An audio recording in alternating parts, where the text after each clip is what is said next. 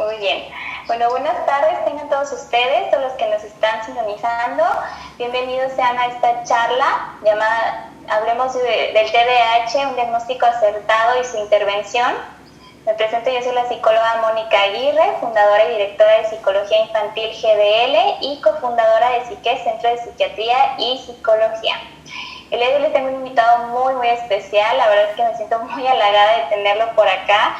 Es una persona que yo admiro muchísimo, ya tenía algún tiempo siguiendo el material que sigue en sus redes sociales. Entonces se los presento, él es el doctor Mauricio Leija. ¿Qué tal, Mauricio? Hola, ¿qué tal, Mónica? ¿Cómo estás? Muy bien, también, aquí muy contenta de tenerte por acá. Sí, gracias por la invitación a este espacio, porque sé que más a lo mejor en estas últimas semanas las familias han estado buscando información, sobre todo en redes sociales, ¿no? Más aún si hay niños en casa con problemas de conducta, y creo que siempre hay que apostarle a la divulgación. Sí, por supuesto. De hecho, en toda esta situación nos dio más el tiempo de hacer más programas en vivo, tener más invitados y sí, como tú lo dices, es muy importante difundir esta información tan valiosa porque con el internet, con tanta información también podemos caer en la desinformación, ¿no? Así es. Entonces, antes de comenzar con el tema, les digo a todos, por favor déjenos sus dudas, sus comentarios y los vamos a revisar al final. Pero también antes de comenzar con el tema, quisiera que nos hablaras un poquito más de ti, Mauricio, de tu experiencia y tu trayectoria, por favor.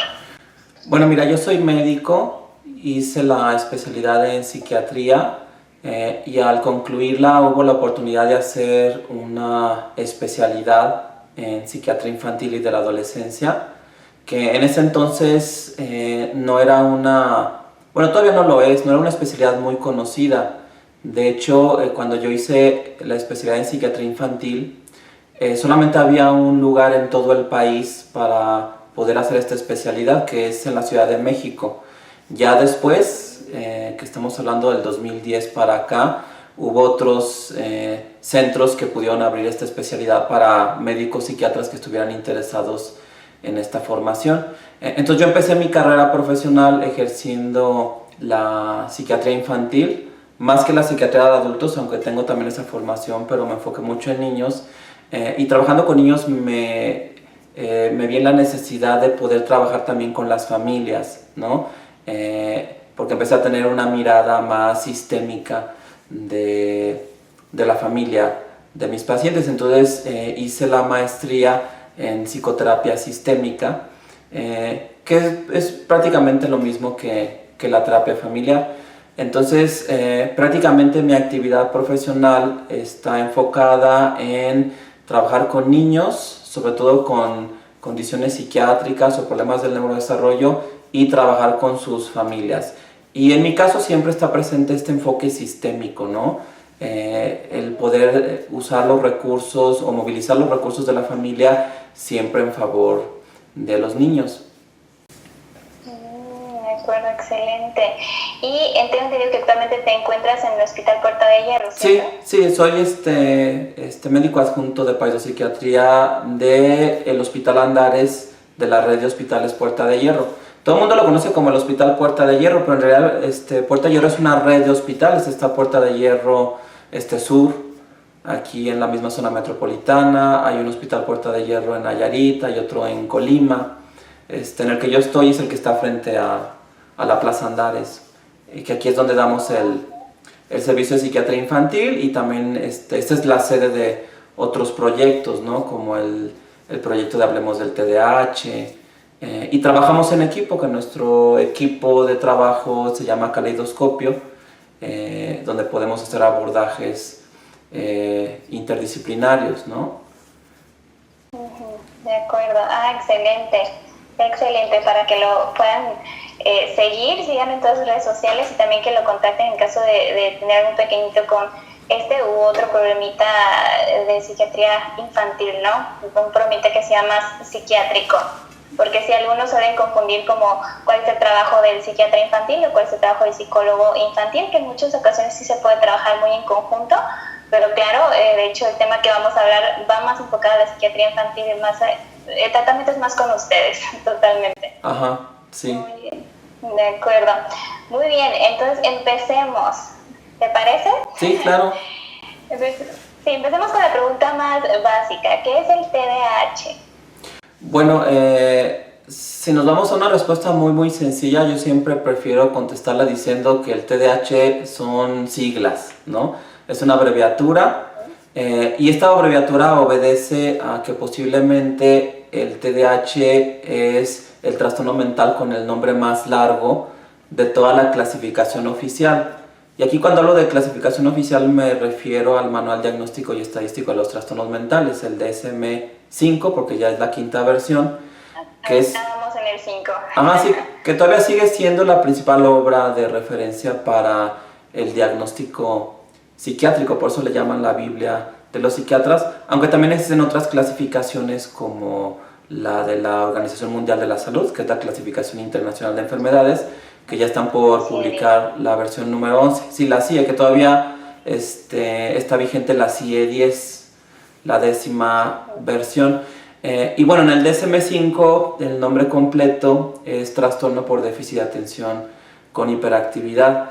Que fíjate que hay algo curioso con el tema del nombre. A diferencia de otros trastornos mentales, el nombre del TDAH ha ido evolucionando o ha tenido cambios muy significativos a lo largo del siglo XX, porque en las primeras descripciones que se hicieron, que fueron en la segunda década del siglo XX, se le dio otro nombre, se le llamaba el trastorno del comportamiento postencefalítico, porque justo hace 100 años había otra epidemia que estaba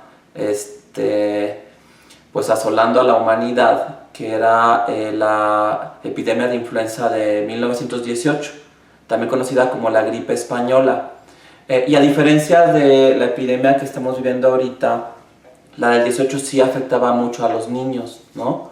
Ahora pareciera ser que en la inmensa mayoría de los casos los niños no sufren la enfermedad COVID, pero si nos vamos 100 años atrás, en el 18, en el 19, este virus de la influenza no solamente atacaba a los niños, sino también generaba una complicación que le llamamos encefalitis viral, que es la inflamación del cerebro, como una secuela de una infección que había empezado por la vía respiratoria. Obviamente muchos niños fallecían porque una encefalitis viral es una condición muy grave que también requiere cuidados en terapia intensiva. Y también estamos hablando de hace un siglo, ¿no? La medicina era muy distinta en cuanto a cuidados intensivos o en cuanto al pronóstico que tú tenías si tenías una condición grave. Pero los niños que sobrevivían y que se recuperaban, resulta que los pediatras reportaban que si el niño era estudioso, era un niño bien portado, era un niño con muy buen autocontrol, después de sufrir la encefalitis viral, los niños se tornaban muy dispersos, berrinchudos, irritables, mal portados, les empezaba a ir mal en la escuela. Entonces sí ya quedaba una evidencia de que ese cambio en el comportamiento y en la capacidad de enfoque del niño sí obedecía a un problema del orden neurobiológico y que se lo atribuían a la encefalitis, ¿no? Entonces por eso es que posiblemente el primer nombre que se utilizó fue trastorno del comportamiento postencefalítico. Luego encontraron muchos niños muy parecidos, pero que no eran precisamente niños que habían sufrido encefalitis, sino algún otro tipo de daño cerebral, por ejemplo algún traumatismo o cualquier cosa que lesionara el cerebro, y entonces le cambió el nombre a daño cerebral mínimo. Después encontraron otros niños muy parecidos que no era tan fácil evidenciar el daño porque, pues ahora lo sabemos, posiblemente podía ser un daño genético que no es tan fácil de documentar, o un daño que se genera en el ambiente intrauterino y que también no se puede monitorizar, y entonces cambió el nombre de daño cerebral mínimo a disfunción cerebral mínima. Luego ya yéndonos ya por ahí de mediados del siglo, en la década del 50, cuando empiezan a aparecer los DSM, pues ya se le da el nombre de trastorno hiperkinético de la infancia o reacción hiperkinética de la infancia, y es apenas hasta la década de los 80 cuando se le empieza a conocer como trastorno por déficit de atención con hiperactividad, que de hecho en la CIE 10 no se le llama así. La CIE 10 oficialmente le llama perturbación de la actividad y de la atención. Entonces, la reflexión que yo hago sobre esto es que en realidad estos cambios de nombre sí obedece a una dificultad de los investigadores y de los clínicos para entender el TDAH, porque lo han estado rebautizando constantemente, ¿no? A diferencia de otros problemas como, no sé, la anorexia nerviosa o la depresión, que desde siglos se han llamado así, y en cambio el TDAH ha requerido como este replanteamiento del nombre, que obedece a una conceptualización nueva sobre esta entidad psicopatológica. Y de hecho todavía yo me atrevo a pensar que seguramente en los próximos años va a sufrir otro cambio de nombre. Ahorita lo conocemos como TDAH, pero seguramente después se llame diferente, porque también esta H es un poco complicada porque hay muchos casos, sobre todo en mujeres, en niñas, que no tienen la hiperactividad. Entonces, como el nombre oficial sí es TDAH, pues resulta que tenemos que usar el término contradictorio de TDAH sin hiperactividad, ¿no? O sea, trastorno por déficit de atención con hiperactividad sin hiperactividad, y es como una contradicción. Que algunos simplemente le llaman TDA sin meter la H, ¿no? Pero también algunos clínicos, simplemente por el hecho de que la H sea muda, le dicen TDA también al TDAH con su H, con su hiperactividad. Entonces yo casi apostaría que en un promedio de unos 5 años a lo mucho va a haber propuestas de cambio de nombre, quizá trastorno de la inhibición conductual, porque se ha visto que la esencia o el tronco es esta incapacidad del niño para poderse frenar, para poder hacer un alto, reflexionar y poder controlar su conducta. Parte de las funciones ejecutivas. Exacto. Yo tengo entendido que en niñas y niños sí se puede presentar un tanto diferente. Sé que cada caso puede ser que el déficit de atención sea más marcado, o la hiperactividad, pero sí tengo entendido que es más común que, para empezar, es un trastorno más común en niños y la hiperactividad se marca más en ellos también. Bueno, fíjate que el hecho de que los estudios epidemiológicos sí señalen que hay más niños que niñas, hay quien cree que eso es también un error para hacer una buena detección, porque desafortunadamente la niña que no es hiperactiva e impulsiva, sino que solamente se le carga la balanza hacia el déficit de atención, pues no tiene de cabeza al salón de clases, la maestra no se siente con el agua hasta el cuello, no hay esta como necesidad o presión tanto de la escuela o de la familia de buscar atención especializada. Y en cambio, un niño que sí tiene de cabeza el salón de clase, que grita, que se sale, que pega, como que pareciera como más urgente el buscar ayuda. Y entonces, teóricamente, aunque el TDAH del niño puede ser más disruptivo y uno diría que es un TDAH a lo mejor de peor pronóstico, más grave, pues tienen la suerte de que al menos eso hace que se vean y reciben atención y pueden mejorar. Y en cambio la niña a veces llega hasta licenciatura, a estudios de posgrado, y ahí es donde se va sospechando un TDAH, y estas mujeres nos dicen, bueno, es que yo pensé que yo era así, que yo no era buena para concentrarme, que era mala para el estudio. Y se dan cuenta de que no, que realmente es una condición que han tenido a lo largo de toda su vida, pero que nunca se les identificó. De acuerdo, sí, posiblemente sea que haya muchas niñas que no están siendo evaluadas y diagnosticadas. Exacto, sí. Muy bien, entonces, ya como si fuera una especie de resumen, ¿tú cómo describirías el TDA o TDAH como la mayoría lo nombramos? Sí, mira, yo sí estoy de acuerdo con esta conceptualización que nos da el DSM-5 de incluir esto como una categoría de este grupo tan amplio que se conoce como trastornos del neurodesarrollo.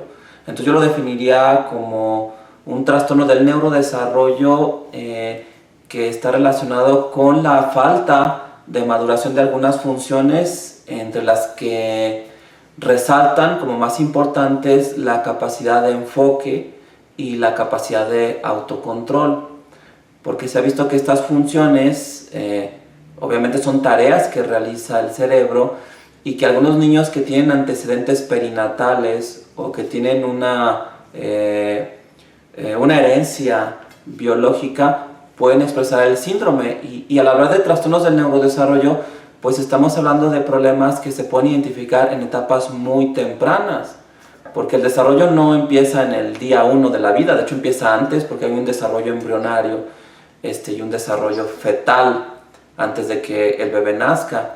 Y fíjate que esto lo he compartido ya en otras ocasiones. He conocido madres de familia que sí me dicen que cuando estaban esperando al paciente que después fue diagnosticado con TDAH, sí refieren que si lo comparan con otros embarazos que tuvieron antes o después, sí decían, es que Pedrito, Jaimito se movía mucho en la matriz y no, de hecho no me dejaba dormir de tanto que se movía.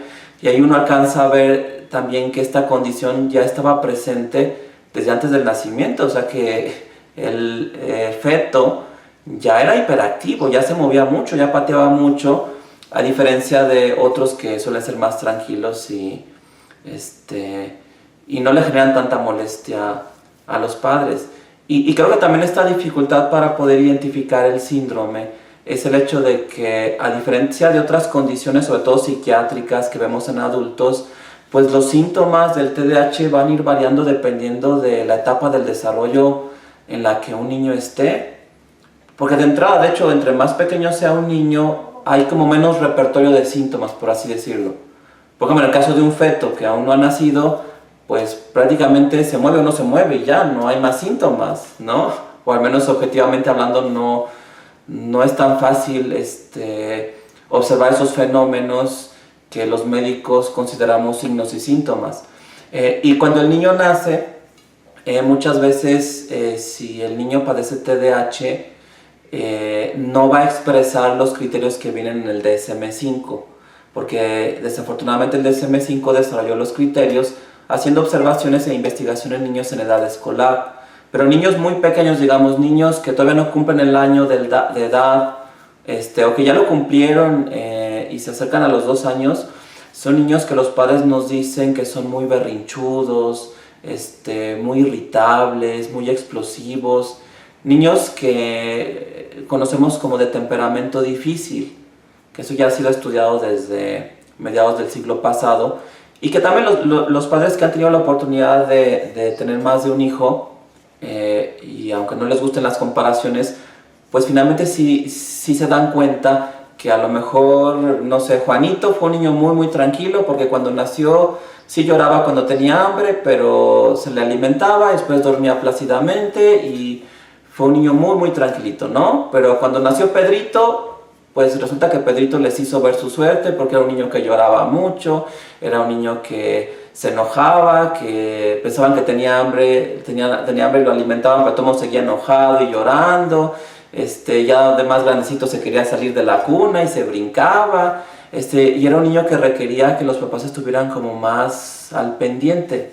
Yo a veces lo digo un poco exagerado, ¿no? Yo hablo de que muchos niños con TDAH exigen que mamá o papá estén al 200%, porque ya cuando los niños empiezan a gatear, a caminar, a desplazarse, los padres se dan cuenta que estos niños como que no miden riesgos y que es más sencillo que sufran una caída, que metan los dedos en la conexión de luz, y entonces la dificultad, y creo que esto lo enfrentan tanto los clínicos como los padres de familia, es poder identificar el síndrome dependiendo de la etapa, ¿no? En un adulto es muy distinto. En un adulto el TDAH se puede evidenciar con problemas en la relación de pareja, en inestabilidad laboral, en falta de precauciones para conducir, cosas que no podrías llevar al ámbito infantil.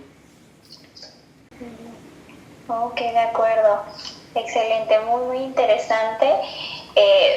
Sí hay algunos niños que tienen este tipo de temperamento difícil que tal vez no están siendo evaluados aún, no están siendo diagnosticados, justo porque muchos padres tal vez los etiquetan como niño inquieto y hasta ahí, hasta que ya entran al kinder, hasta que ya entran tal vez a la primaria, es que empiezan a darse cuenta, ¿no? de cómo llevan a cabo sus tareas o la atención que ponen también en clase.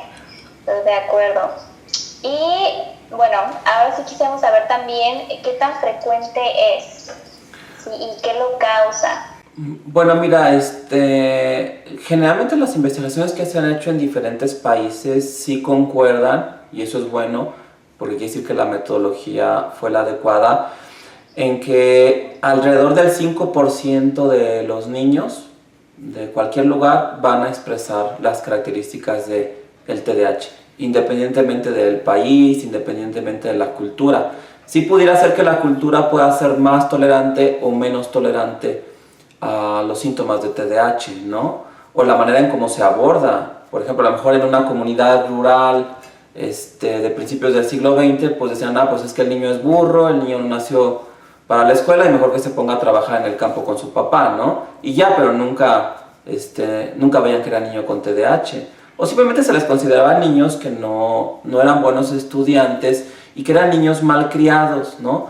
Como la novela que escribe Mark Twain a fines del siglo XIX, Tom Sawyer, y que si leemos la novela de Tom Sawyer, ahí vemos que era un niño que se portaba tan mal que incluso el maestro le pegaba, cosa que ya será inconcebible actualmente, y ahí dice el autor que le pegaba hasta que al maestro se le cansaba la mano de pegarle a Tom, ¿no?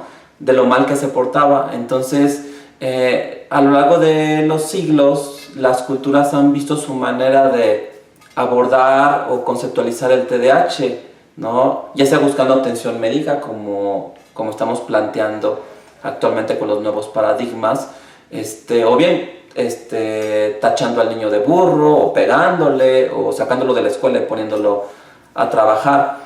Pero bueno, independientemente de cómo se conceptualice, los estudios epidemiológicos sí coinciden en que es alrededor del 5%. Entonces es un promedio, hay estudios que hablan del 8%, que también ahí ya es un poco alto porque prácticamente si nos vamos a ese 8%, pues prácticamente la prevalencia de TDAH es la misma que la de la diabetes. Y por tanto, al menos en México, el TDAH ya vendría a ser un problema de salud pública. Pero si nos quedamos con el 5%, aún así se me hace un porcentaje alto, porque quiere decir que 1 de cada 20 niños va a tener el trastorno. De manera que aún un grupo pequeño de un salón de clase que tenga 20 niños, pues uno va a tener el TDAH. Ya un grupo más grandecito, como en los que a mí me tocó estar, de 40 niños, pues ya va a haber 2 niños con TDAH. Ya un grupo que yo no recomendaría de 60 niños, que espero que no lo haya, pues va a tener 3 niños con TDAH. Entonces, desde el punto de vista de la estadística, sería muy difícil encontrar un salón de clase donde no hubiera un niño con TDAH, que siempre es el típico niño mal portado, contestón, que genera bullying, que le falta respeto a los maestros, que constantemente está generando quejas, ¿no? Pero hay que voltear a ver eso, sí, porque pues sí pudiéramos decir que es una condición frecuente, no es algo raro. Sí me ha tocado conocer maestras que dicen, no, yo nunca en mi vida he tenido un niño con TDAH en el salón. Bueno, pues eso es falso, ¿no? De acuerdo a la investigación epidemiológica. Posiblemente no lo conceptualiza como un niño con TDAH, pero creo que parte de los derechos que tienen los niños con TDAH es que se identifique esta condición y se les puedan dar las facilidades para que puedan recibir un tratamiento. Bueno, esto en cuanto a la prevalencia, que de entrada ya la considero preocupante, porque también ya a nivel clínico, por ejemplo, en mi caso que doy consulta de psiquiatría infantil, y he trabajado tanto en el medio privado como en el medio público, y esto también lo dirá cualquier psiquiatra, la mayoría de los casos que vienen a nuestra consulta son TDAH, es la inmensa mayoría, es lo más común. Y otros problemas, pues son otras condiciones del neurodesarrollo, como el trastorno del espectro autista, que incluye el síndrome de Asperger, u otros problemas como depresivos o ansiosos, ¿no? Pero ya a nivel clínico, la condición que hace que con mayor frecuencia vaya un niño al psiquiatra de niños o a veces al neurólogo pediatra es pues es el TDAH. En cuanto al origen, a veces cuesta trabajo entender el origen, porque aquí se aplica un principio que menciona Ludwig von Bertalanffy en la teoría general de sistemas. Él habla del principio de equifinalidad. Él dice que en los sistemas se pueden seguir diferentes caminos para llegar a un punto. Y eso lo vemos en el TDAH. Cada niño con TDAH recorrió un camino distinto para llegar a esa condición. Por ejemplo, pudiera ser que un niño, por citar algunos ejemplos, simplemente esté expresando el síndrome porque lo heredó del papá. Al ser un problema con un componente biológico importante, pues viene a comportarse como el color de la piel o el color de los ojos o del cabello o cualquier rasgo físico, y entonces basta con que tu mamá o tu papá tengan o hayan padecido TDAH para que tú también lo puedas heredar, ¿no? Entonces ese sería como un camino, que de hecho posiblemente sea el más frecuente. El otro son problemas en la etapa perinatal, es decir, que durante el desarrollo embrionario fetal haya sucedido algo en el ambiente intrauterino que a lo mejor no se ha detectado, pero que sí llega a afectar el desarrollo del cerebro. Por ejemplo, una infección. Digamos, una madre embarazada que tiene un cuadro gripal y se preocupa porque sabe que está embarazada, pero dice, bueno, pues la verdad no me fue tan mal, o sea, nada más como que me tumbó un día, pero la verdad es que me fue bien. Pero no sabe cómo le fue al feto o al embrión, ¿no? Porque allá hay otro organismo en desarrollo que también está sufriendo la infección viral. Entonces, pudiera darse esta disparidad en el sentido de que a la mamá le vaya muy bien con una infección en el embarazo y no se da cuenta que al producto le está yendo muy mal, ¿no? Algo que sí vemos mucho como un antecedente perinatal es lo que llamamos la circular de cordón. Es decir, el niño se le puede enredar el cordón umbilical en el cuello al moverse en el ambiente intrauterino y pues literalmente se empieza a ahorcar, y esto puede disminuir el aporte de sangre al cerebro, y entonces ya ese tejido pues empieza a expresar una disfunción o un deterioro, que a veces cuando no es muy grave este fenómeno pues ni siquiera se detecta. Cuando sí es muy grave, el niño empieza a tener problemas hasta cardíacos, que es lo que se llama sufrimiento fetal, y entonces deja de moverse, y entonces ahí es donde pueden hacer una cesárea de urgencia. Pero cuando es más sutil, entonces no se detecta, y entonces aparentemente no pasó nada y nadie sabe por qué ese niño tiene TDAH. También durante el momento del parto, si es un parto difícil, prolongado, si el niño no sale con tanta facilidad porque hay esto que llamamos desproporción cefalopélvica, que es un niño muy grande y una madre muy estrecha y que le batallan mucho y no hacen cesárea, pues sí pudiera ser que el niño sufra cierto grado de hipoxia o falta de oxígeno en este periodo crítico, y que entonces aparentemente no haya una lesión como tan evidente en los primeros días del nacimiento, no se ve un niño con un daño neurológico, pero pues también en un recién nacido, ¿cómo podrías evaluar su capacidad para enfocarse en algo o para ejercer el autocontrol? Eso lo vamos viendo ya que el niño empieza a ser más grandecito y que está expuesto a cierto grado de exigencia, como poner atención, estar sentado, y entonces ahí se empieza a ver algo que realmente no era nuevo, era algo que el niño ya traía desde el momento del nacimiento o aún antes. Entonces, por eso es que a veces es también poco útil estar buscando la causa, porque también algo que hemos visto ya en la práctica es que independientemente de cómo se originó el TDAH, el tratamiento de todos modos es el mismo. O sea, no importa si tú lo heredaste, no importa si tu mamá tuvo algún problema durante el embarazo, no importa si fue justo en el parto, o también puede haber casos como el que te platicaba de la encefalitis viral, o sea, un niño muy pequeño que sufre una inflamación del cerebro o un traumatismo craneoencefálico puede desarrollar síntomas de déficit de atención e hiperactividad. Pero lo que hemos visto es que independientemente del origen, pues finalmente se hace el diagnóstico y el tratamiento es muy muy parecido. Ok, de acuerdo. Nos están dejando algunas preguntas, pero las vamos a abordar al final, claro, ¿vale? Para juntarlas junto con las preguntas que también nos escribieron en Instagram, ¿de acuerdo? Sean pacientes, al final se los vamos a resolver. Muy bien. También quisiéramos saber un poco más del diagnóstico, porque sí hay algunos niños que ya no solamente es inquieto o esta como línea delgada entre la naturaleza del niño, que es ser inquieto, que es moverse mucho, estar jugando constantemente, a cuando ya sean foquitos rojos para los padres que les indiquen que es tiempo de llevarlos a una evaluación y un diagnóstico. Bueno, fíjate que... ¿Cómo se hace el diagnóstico?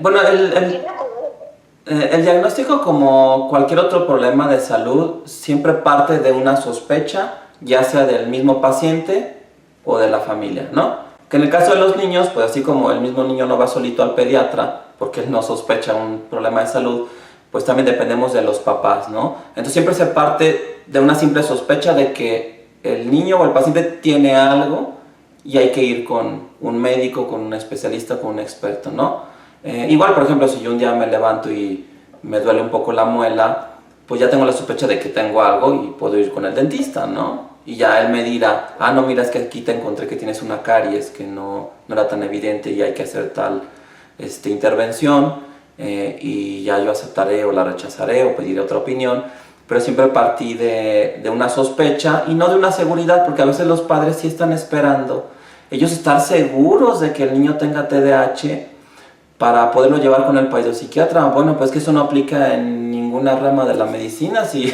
tú requerirías ser médico, entrenado en una especialidad para estar seguro de cuál es la condición médica que estás padeciendo y tú ya llevarle el diagnóstico al doctor, pues no, realmente tú como paciente o como familiar de un paciente, tú partes simplemente de una sospecha, no sabes, pero esa sospecha es el foquito rojo para ir con el profesional y ya que él confirme o descarte el diagnóstico o vea otras posibilidades para explicar ese síntoma. Ahora, yo creo que la sospecha debe nacer cuando terceras personas, es decir, me refiero a maestros o miembros de la familia extensa que no viven en casa, empiezan a hacer observaciones de la conducta problemática de los niños, ¿no? Porque la visión de los papás sí puede ser un poco sesgada, sobre todo padres primerizos, que a lo mejor dicen, bueno, es que somos padres primerizos y la verdad no sabemos lo difícil que es educar a un niño, criarlo es dificilísimo, pero es nuestra primera experiencia y ni nos imaginamos.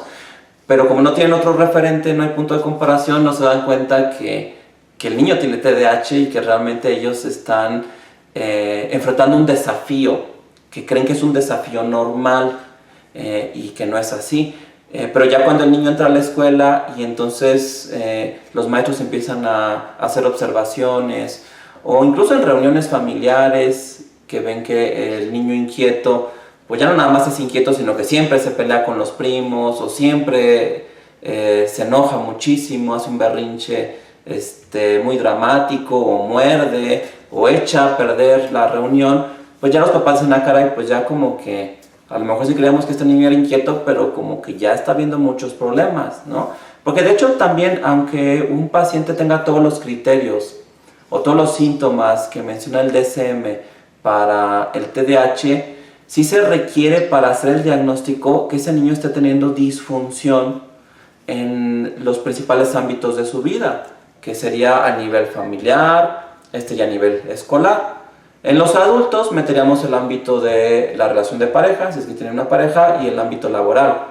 Ajá. Pero en el niño hay que ver qué está pasando con la adaptación del niño a la escuela, qué está pasando cuando convive con los abuelos, con los primos, cuando un tío lo cuida, si es que los papás van a salir o no se pueden hacer cargo, qué quejas les da, ¿no? Y esa disfunción en estos ámbitos, pues sí es una señal de que es bueno buscar atención especializada. Porque también, como cualquier otro problema de salud, pues entre más pronto lo identifiques y entre más pronto lo empieces a tratar, pues mejora el pronóstico. Eso aplica para todo.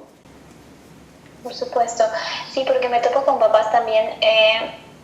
Y esto va también enfocado a que nos platiques más sobre el diagnóstico, que no se sienten satisfechos a veces con simplemente llevarlo con el psiquiatra. Hay quienes buscan neuropediatras y que hasta dicen no necesitan algún electroencefalograma, no necesitan algún estudio de laboratorio. ¿Qué nos puedes comentar sobre eso? Bueno, fíjate que desafortunadamente en general toda la atención médica sí se ha cargado mucho al peso que se le da a los estudios de laboratorio y gabinete.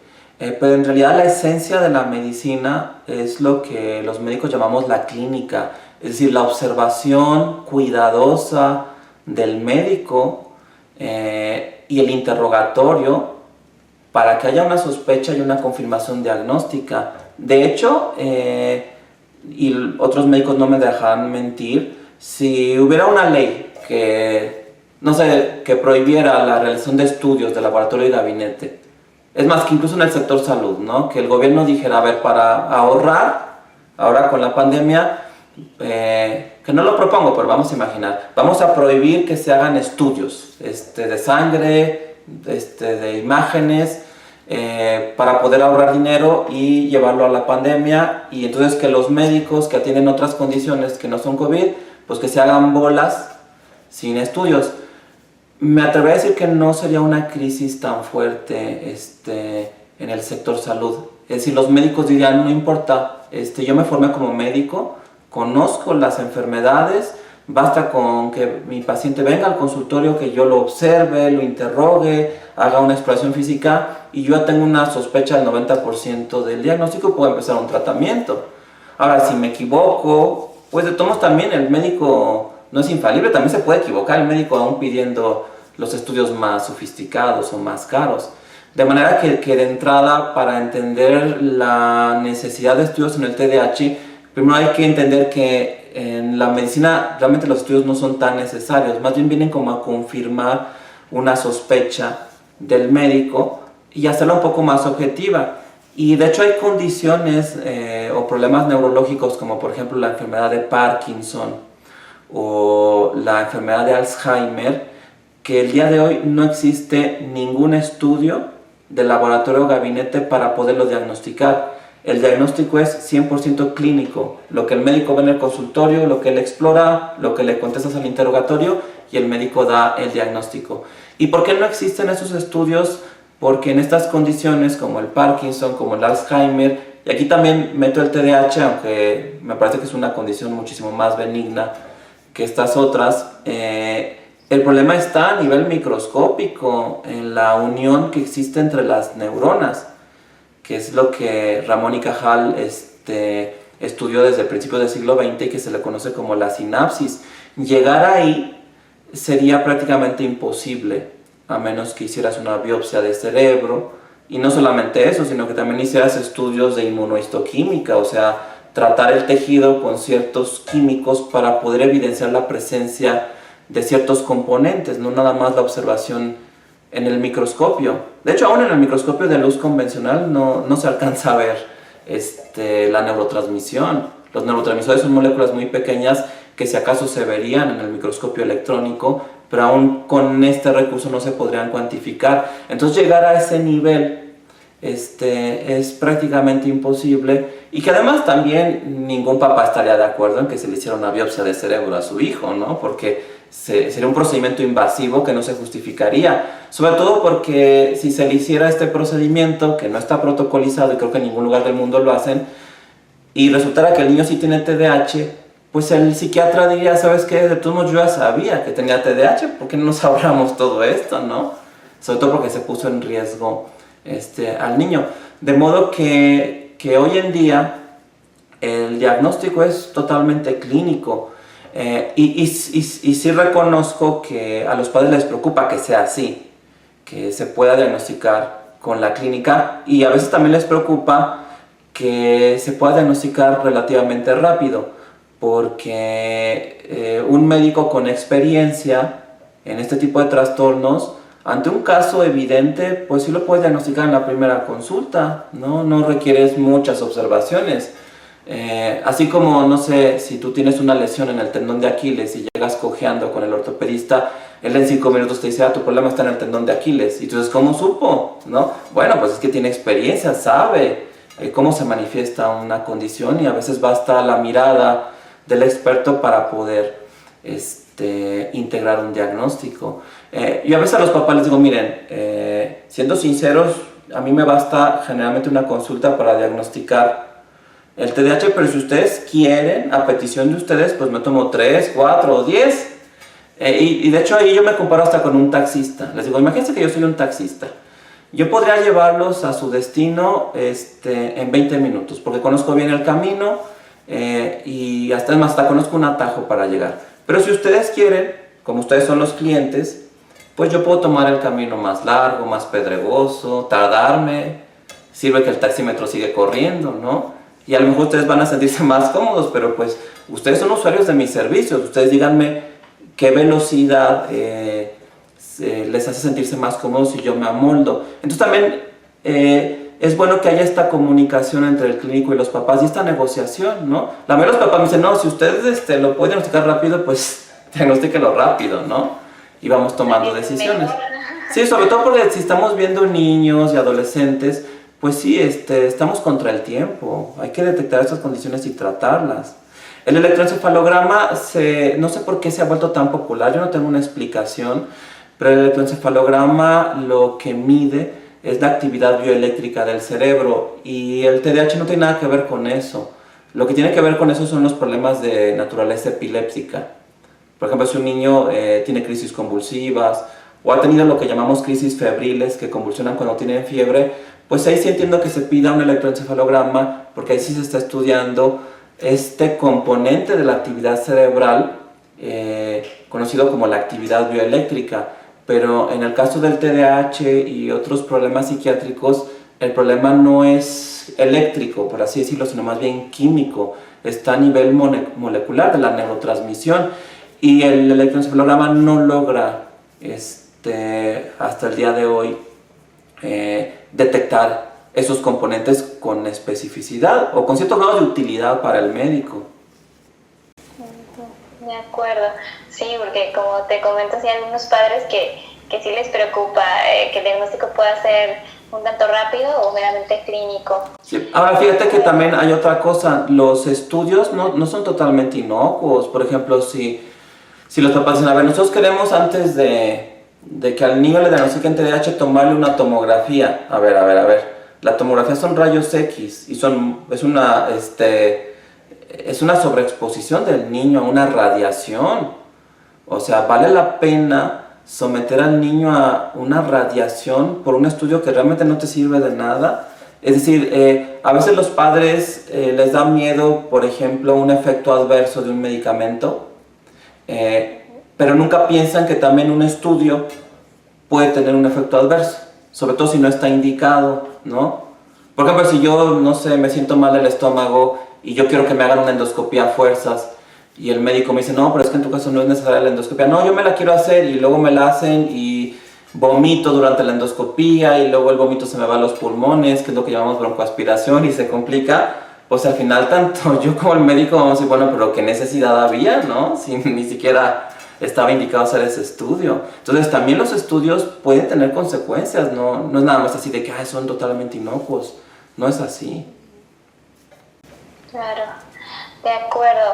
Y sobre el tratamiento, también recuerdo que una pregunta que nos hicieron, que si todos los niños tienen que ser medicados, si requieren alguna especie también de psicoterapia, ¿qué nos recomiendas para el tratamiento? Bueno, fíjate que como en otros problemas siempre hay que individualizar el tratamiento, dependiendo de cada niño.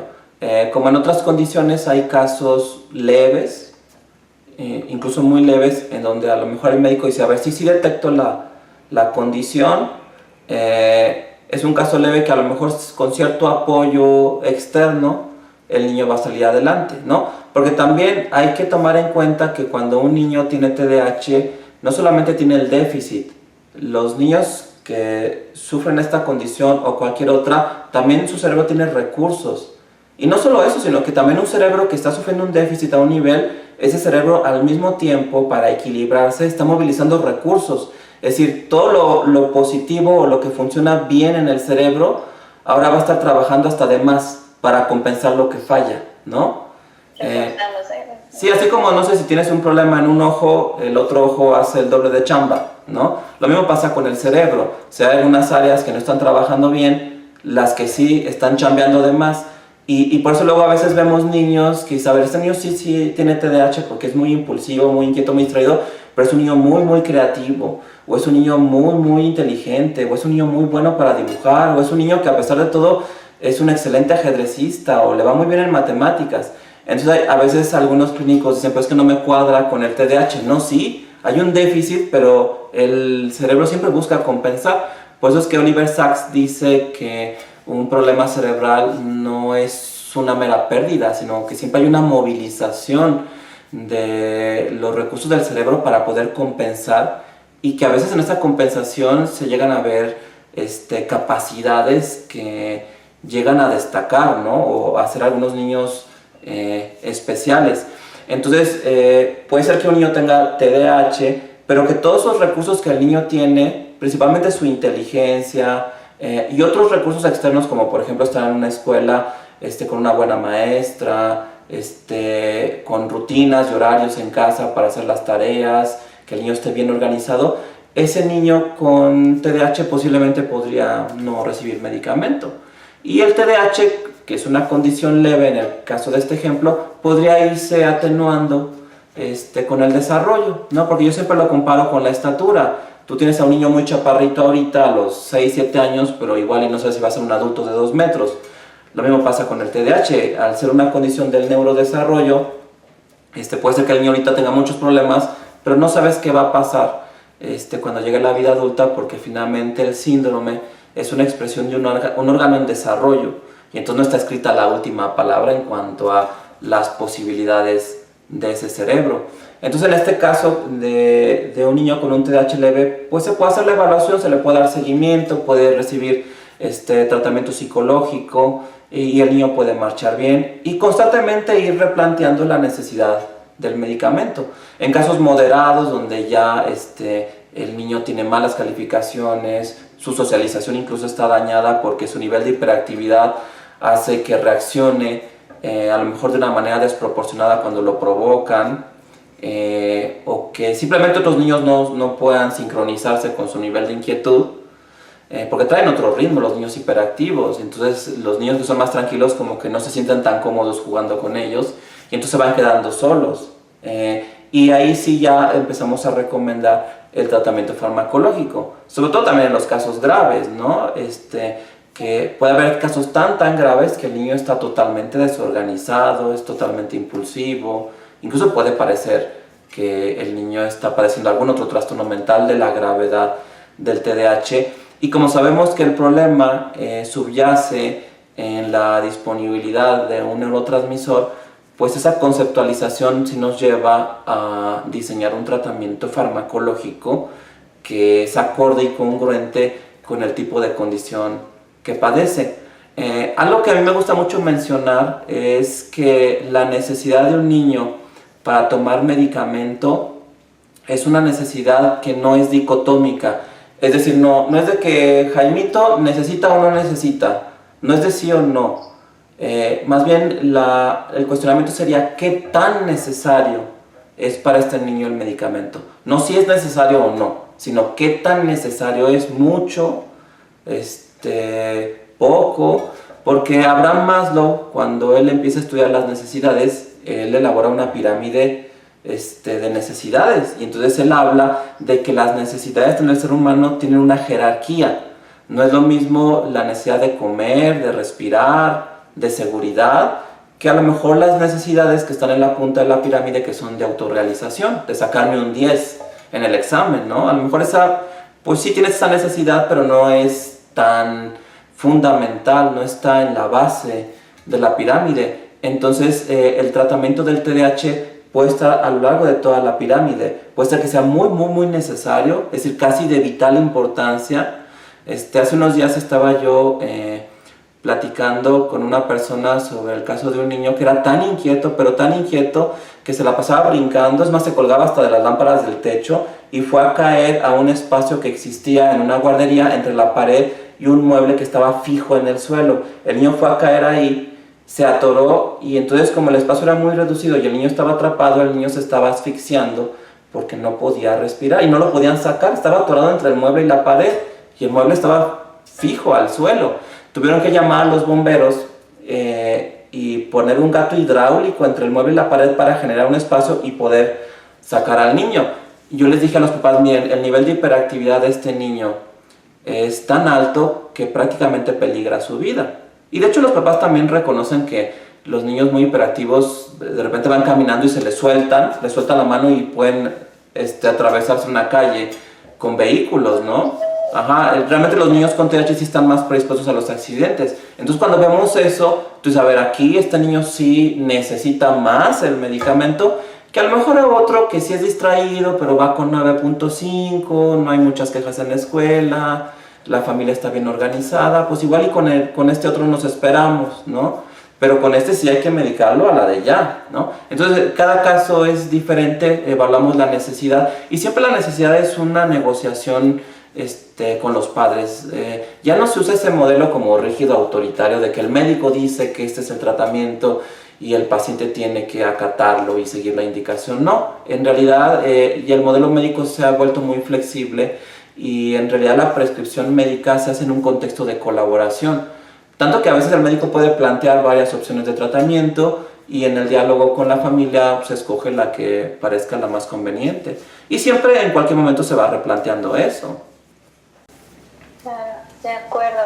Excelente. La verdad es que sí es un tema que da para más, porque también me imagino que se va presentando de manera diferente dependiendo del nivel de desarrollo y también la edad. Me imagino que la edad adulta ya también puede ser diferente y que tampoco no me he topado con muchos estudios de personas de la tercera edad también con TDAH. O no sé si nos puedes compartir un poquito también de estos cambios que va habiendo a lo largo de la vida. Fíjate que bueno, el cambio que más nos preocupa a los psiquiatras no son tanto cambios en el TDAH, porque paradójicamente el TDAH podría ir mejorando en el sentido de que conforme el cerebro se va desarrollando, los adultos sí llegan a tener cierto control de su inquietud. Entonces el adulto con TDAH, y aquí incluyo también al adulto mayor, no son tan hiperactivos. Pueden estar sentados mucho tiempo. Sí persiste mucho la distracción, pero lo que nos preocupa es que aunque paradójicamente el TDAH como que se atenuó con la edad, sí fuiste cargando el costal de cosas negativas. Por ejemplo, aspectos que tienen que ver con el autoconcepto. O sea, tú creciste pensando que eres malo para estudiar, que siempre tienes fallas, que siempre cometes errores, que siempre te corren de la chamba, que siempre terminas peleándote con las personas que son cercanas a ti. Y entonces este autoconcepto se va deteriorando y puede estar relacionado con síntomas depresivos o ansiosos. En el caso de adolescentes, el fracaso escolar, las fallas en la autoestima y esta misma impulsividad que no se frena los hace más susceptibles a involucrarse en el consumo de sustancias. Entonces puede ser que tengas un adolescente o un adulto joven que si tuvo TDAH, nunca se le trató, lo sigue teniendo, a lo mejor un poco menos acusado que de niño, que traía el salón de cabeza, a lo mejor ya no, pero ahora consume sustancias, ahora es un adulto deprimido, ahora es un adulto muy ansioso, ahora es un adulto que tiene un trastorno de personalidad, ¿no? Y a lo mejor más adelante, en los primeros años de la vida adulta, pues a lo mejor ya es un adulto que va en el tercer matrimonio, porque ha tenido muchos problemas en sus relaciones de pareja, incluso problemas en los que se ha expresado la violencia física, o mucha inestabilidad laboral, problemas económicos.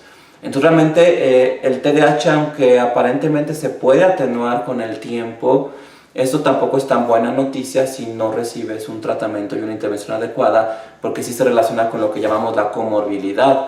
O sea, vas agarrando otros problemas en el camino y entonces ya cuando vemos un adulto con TDAH que nunca se trató, ya el psiquiatra se enfrenta a un reto mayor porque ahora hay que tratar muchas cosas.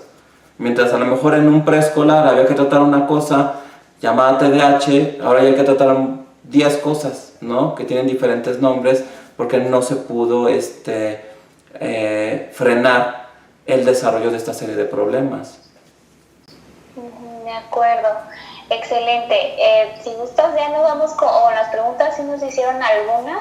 Sí. Y no sé cuánto tiempo pueda tomar, pero ¿qué te parece? A menos que haya algo más que quieras agregar. No, mejor compártenos las preguntas para ver qué inquietudes hay en los que nos están escuchando. De acuerdo. Mariel nos escribe, dice, hola doctor, mi hijo tiene TDAH y es muy agresivo y es un adulto, ¿qué hago? Bueno, depende, si dice que es un adulto, asumo que tiene más de 18 años.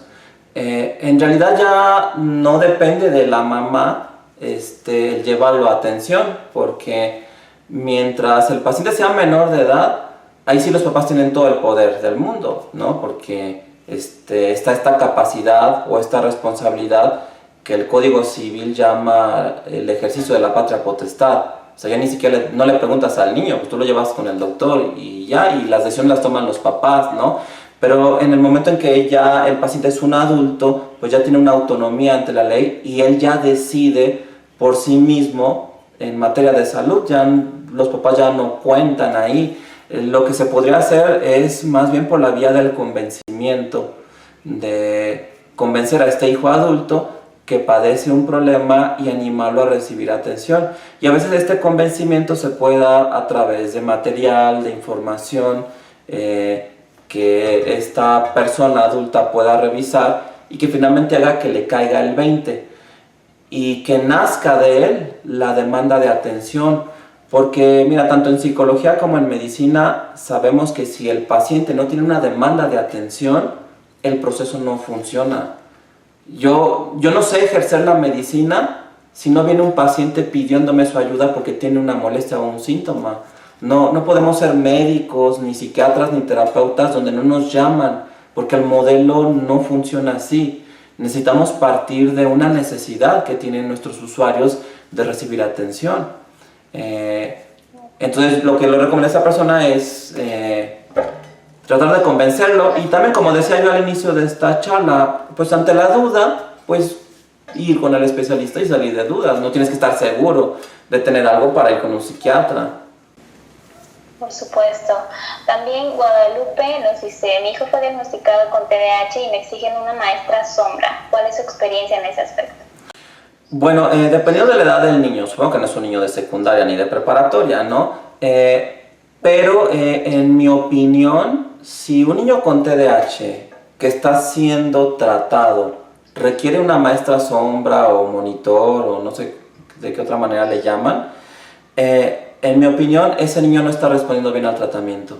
Porque la meta del tratamiento del TDAH es normalizar la conducta del niño hasta donde sea posible. Que algunas veces los niños tienen una respuesta del 100%, del 95%. Entonces, si la meta del tratamiento del TDAH es llegar a ese nivel de mejoría, se asumiría que entonces no se necesitaría una maestra sombra, sino que realmente el tratamiento, generando una buena respuesta, sería la maestra sombra, ¿no?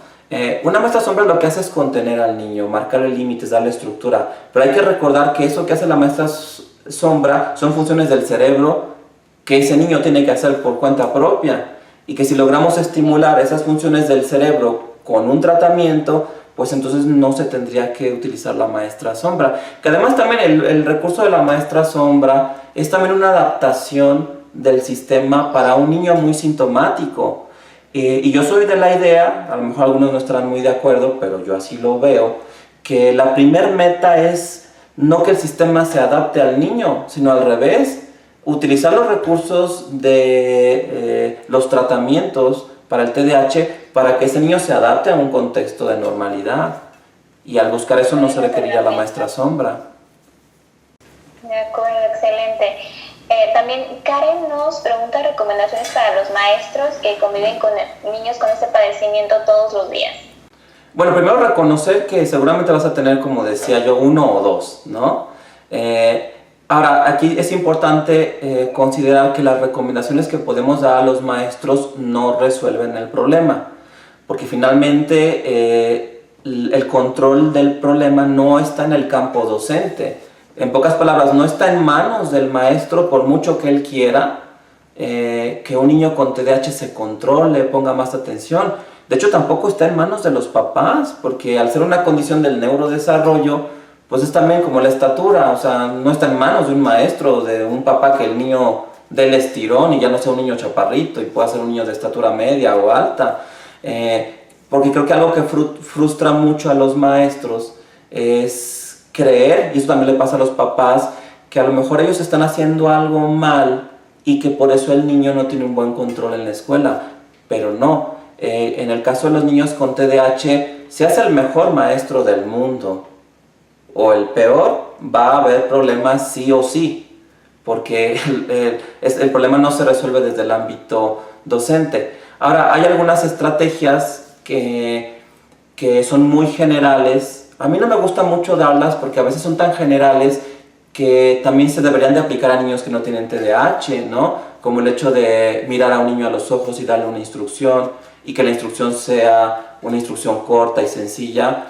Pues digo que está bien hacer eso, algunos lo recomiendan para niños con TDAH, pero tampoco diría que es exclusiva del TDAH. Creo que también dentro del buen trabajo docente, muchas de las cosas que los maestros ya saben hacer ayudan a los niños con TDAH, pero no es todo. Por ejemplo, otra recomendación que hacen es que un niño con TDAH se siente siempre al frente del salón para poder estar más cerca del maestro y del pizarrón o de lo que se anote, y también puede funcionar, ¿no? Pero también me ha tocado conocer niños que se han sentido señalados o estigmatizados por sentarse siempre al frente. Entonces también estamos viendo que lo que pudiera ser bueno para un maestro y su alumno con TDAH podría no hacerlo para otro maestro con su alumno con TDAH. De manera que sería difícil plantear como estrategias que puedan ser generales. Yo soy de la idea de que cada niño es como una cerradura, y en la medida en que tú conozcas a ese niño, ya sea que sea su papá, que seas un tío, un familiar, un maestro, tu intuición y tu sabiduría te va a permitir saber cómo llegarle a ese niño, ¿no? Vas a hacer como esa ganzúa que puede abrir la cerradura, ¿no? Que se puede amoldar y abrir la puerta, no a través de una llave maestra que aparentemente pueda funcionar con todos los niños. Pues y más cuando cada caso es único, ¿no? Claro. Y Lili nos pregunta cómo se diagnostica, quiénes son los profesionales capacitados para esto. Bueno, mira, esta respuesta se puede dar en niveles. En general, sí recomendamos que sea un profesional del campo de la medicina que haga el diagnóstico.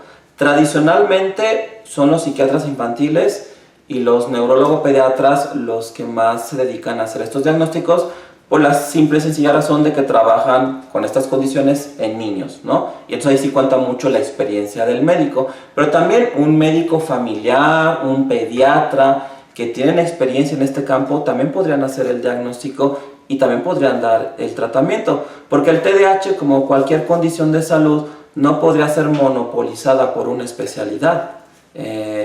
Diferentes profesionales de la salud pueden hacer un buen trabajo en la evaluación, en el tratamiento y en el seguimiento de los niños con TDAH. Tradicionalmente, eso sí se ha atribuido más tanto a psiquiatras como a neuropediatras. En mi experiencia, muchos niños con TDAH van más con neuropediatras por la sencilla razón de que, al menos en México, y creo que esto aplica a muchos países, hay muchísimo más neuropediatras que psiquiatras de niños. Como yo te decía al inicio de la charla, cuando yo hice psiquiatría infantil, solamente había un lugar para recibir este tipo de formación en todo el país, ¿no? Entonces también está muy como limitado la formación de profesionales de este campo, al menos en México. Cada año salen más neuropediatras al campo clínico que psiquiatras infantiles.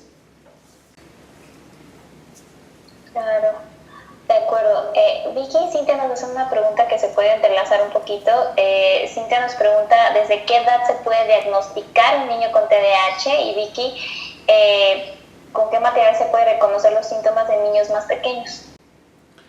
A ver, no entendí la segunda pregunta. La segunda... ¿Te repito? Sí. Sí, la pregunta es ¿con qué material sí podemos reconocer los síntomas en niños más pequeños? ¿Con qué material? Se puede diagnosticar. Bueno, en cuanto... Así lo es que no entendí muy bien esa pregunta. Bueno, a ver, en cuanto a la edad, en realidad no hay edad. Voy a poner un ejemplo muy, muy sencillo. Es como una uña enterrada o una infección en el ojo. Pues no importa si eres un bebé o eres un adulto de 100 años, si tienes una infección en el ojo, tienes una uña enterrada, puedes hacer el diagnóstico de ese problema y tratarlo. En realidad no hay una edad para hacer el diagnóstico. Más bien aquí el problema sería si el médico que va a hacer el diagnóstico tiene la formación y la experiencia para identificar el síndrome en etapas muy tempranas de la vida. Porque también lo que hemos comentado al inicio de la charla es que la gama de manifestaciones sintomáticas en niños muy pequeños es muy, muy reducida. Como nuevamente, volviendo a lo que habíamos comentado, un feto se mueve o no se mueve y ya, no hay más señales, ¿no? Un niño recién nacido pues llora o no quiere dormir, ¿no? Tienen menos expresión. Entonces, teóricamente, como la condición ya viene del nacimiento, pues se puede hacer el diagnóstico prácticamente a cualquier edad. No tendría por qué impedirse la realización de un diagnóstico o el único impedimento sería no por la edad del niño, sino por la limitación del médico, ¿no? Y en cuanto a lo del material, pues no entiendo la pregunta.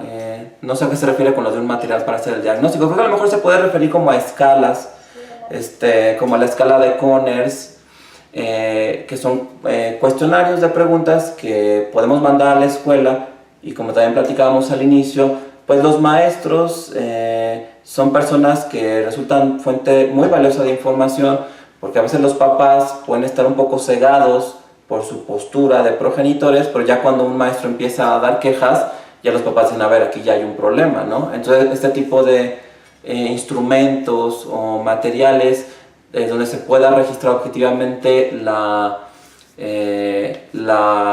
observaciones de un maestro, pues pueden apoyar mucho al diagnóstico. De acuerdo. Y en cuanto a los fármacos, ¿a partir de qué edad se podría empezar a dar a un pequeñito con TDAH? Caso de haber sido diagnosticado. Bueno, fíjate que la respuesta tiende a ser muy parecida a la anterior, también igual. Volviendo al ejemplo, si tienes una infección en el ojo, bueno, de hecho, cuando un niño nace, los que han tenido la oportunidad de estar en un parto, les ponen unas gotitas en los ojos de cloranfenicol, que es un antibiótico. Y nunca llega nadie a decir, a ver, no, deténganse, ese niño está muy chiquito para que le pongan un antibiótico en los ojos, está muy pequeño. No, nadie dice nada, ¿no? Pero esas gotas para los ojos de cloranfenicol también se las puedes dar a un adulto de 120 años, ¿no? No pasa nada, les funciona a ambos. Entonces, teóricamente, el tratamiento se puede iniciar desde que se hace el diagnóstico. No podrías tú decir, no, es que está muy chiquito para medicarlo. Sí he oído esa expresión de está muy chiquito para medicarlo, pero también si creyéramos en eso, pues para empezar no existiría la pediatría, porque precisamente la esencia de la pediatría es el tratamiento médico de niños. Entonces, por ejemplo, un pediatra no podría decir, no, es que el niño está muy chiquito para medicarlo. A ver, pero pues si tú eres pediatra, no se supone que la pediatría es la rama de la medicina que trata sobre las enfermedades y el tratamiento de los niños.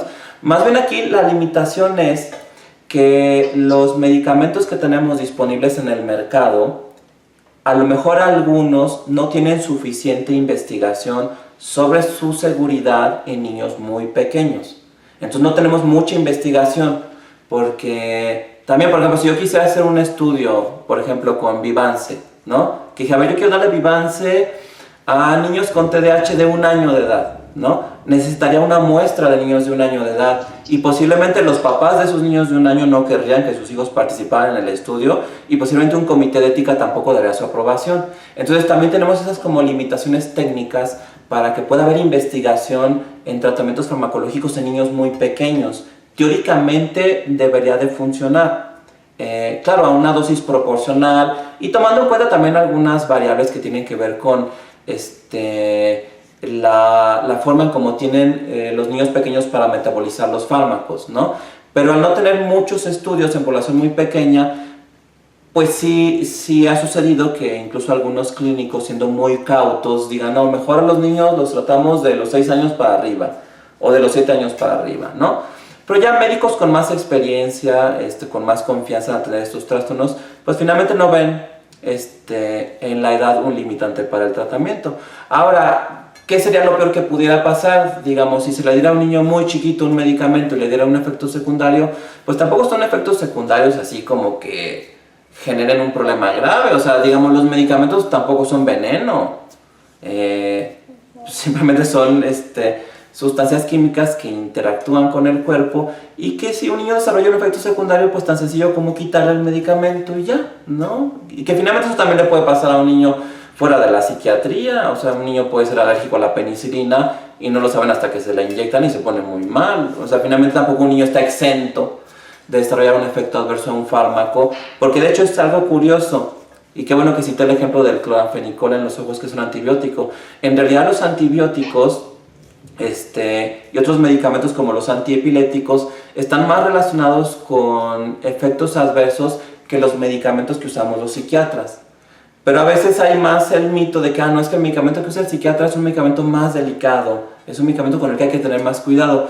Y pues no, resulta que los antibióticos que se dan al por mayor, u otro tipo de problemas que se tratan en niños y que se medican, pueden estar más relacionados con efectos adversos que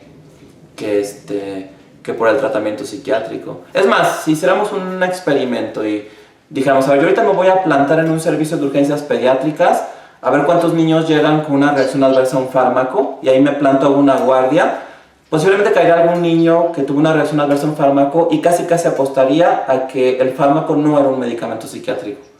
Seguramente era un antibiótico que le generó una reacción alérgica, ¿no? O un antiepiléptico, no un medicamento psiquiátrico. Entonces hay que tenerle más temor, más respeto, cuidado con otros medicamentos que son aparentemente más comunes o más inocuos que los que usamos los psiquiatras. Por supuesto. De acuerdo. Vamos a ver, profesora, dos preguntas más. Sí. Hay una muy interesante que nos dejaron sobre la dieta, pero sé que es un tema más complejo y de hecho sé que es uno de los temas que viste hace poco. Entonces, a la persona que me preguntó sobre la dieta, la alimentación recomendada para estos pequeños, le recomiendo ir al Facebook del doctor Mauricio, donde dejó un video muy interesante sobre el tema. Entonces, dos preguntitas más. Ok, Paulina nos pregunta el tipo de intervención que se recomienda en la primera infancia para esos pequeños. Lo primero, como hemos dicho, es una evaluación médica, y dependiendo de la gravedad del diagnóstico, de la intensidad de los síntomas, ya ver con qué recursos les vas a entrar. Yo a los papás les digo que yo soy mucho de la filosofía de no entrarle con toda la artillería, sino simplemente hacer una cosa, una sola intervención y observar a ver qué pasa. Y muchas veces un tratamiento muy sencillo puede controlar un problema muy complejo o muy grave. Eso es posible. De acuerdo a la teoría general de sistemas, esto se conoce como el principio de totalidad, donde te dice que si tú sabes incidir en una parte del sistema crítica, puedes modificarlo todo, ¿no? No hay necesidad de dar 2, 3, 4 medicamentos o muchos tipos de intervenciones, ¿no? Que a veces hay papás que sí tienen la expectativa de echar toda la artillería, ¿no? Un niño con TDAH y medicamento, terapia del lenguaje, tratamiento psicológico, clases especiales, monitora, una escuela para niños con TDAH. Ajá, yo digo, a ver, no, calma, vamos a hacer una sola cosa y observar si vemos si eso nos sirvió o no, porque también si utilizas muchos recursos en un solo momento terapéutico, después ya no sabes qué sirvió, qué afectó, qué no está funcionando. Entonces también hay que ser buenos administradores del tratamiento y ser optimistas, confiar en que hay casos de TDAH grave que pueden responder muy bien a tratamientos muy sencillos. Eso es posible. De acuerdo. Y ya la última, porque sí nos dejaron varias preguntas, pero algunas sí dan para temas un poquito más claritos. Larisa nos pregunta qué pasa con los pequeños con síndrome de Down que presentan un TDAH. Fíjate, es un tema muy interesante. Lo que pasa es que la mayoría de las veces un niño con síndrome de Down y TDAH no se le diagnostica el TDAH porque se culpa al síndrome de Down. Y de hecho esto lo di en una charla, solo que no he tenido oportunidad de subir el video a mis redes sociales, porque hace poquito fue el día internacional del síndrome de Down, y yo ahí decía, el drama en el síndrome de Down es culpar al síndrome de Down de todo lo que le pasa al chico que lo padece, ¿no? De que es que es impulsivo, es que porque tiene síndrome de Down. No, pero es que es muy inquieto, no puede estar sentado, es que tiene síndrome de Down. No, es que es muy distraído, no aprende nada, es que tiene síndrome de Down. No, tiene síndrome de Down y aparte TDAH. Y la prueba está en el hecho de que hay niños con síndrome de Down que son muchísimo más funcionales en el ámbito social, en el ámbito familiar, en el ámbito escolar, ¿no? Entonces, siempre hay que pensar que este tipo de condiciones o alteraciones cromosómicas como el síndrome de Down pueden coexistir con el TDAH y cualquier otro problema del neurodesarrollo. El padecer síndrome de Down no es una vacuna para el TDAH. Y de hecho tienes derecho a tener TDAH tú también, aunque tengas síndrome de Down. Y también tienes derecho a que te lo diagnostiquen y que te lo traten y que tu vida sea mejor, que sea más sencilla, con más calidad, que como sucede con pacientes que no tienen síndrome de Down y que sí se les identifica el TDAH. Entonces, en general se ve una posición de desventaja en la población de síndrome de Down porque no se está diagnosticando el TDAH, ni el autismo, ni otro tipo de condiciones del neurodesarrollo, porque siempre se culpa al síndrome de Down y no es así. De acuerdo, excelente. Bueno, por el día de hoy y terminamos. De hecho, me extendí un poquitito, doctor, pero muchísimas gracias por responder las preguntas de las personas sí que nos enviaron varias. Los invito de verdad a seguir las redes sociales, les vamos a compartir cuáles son. Se los repito, es el doctor Mauricio Leija, psiquiatra en Guadalajara. Hablemos de TDAH y caleidoscopio, ¿cierto? Exacto, sí. Vamos a anotar aquí para que lo sigan y ven todo su material y tal vez responda algunas de sus dudas. De hecho, a mí me encanta todo el material que sube, es muy constante. ¿Algo más que quieras agregar, Mauricio?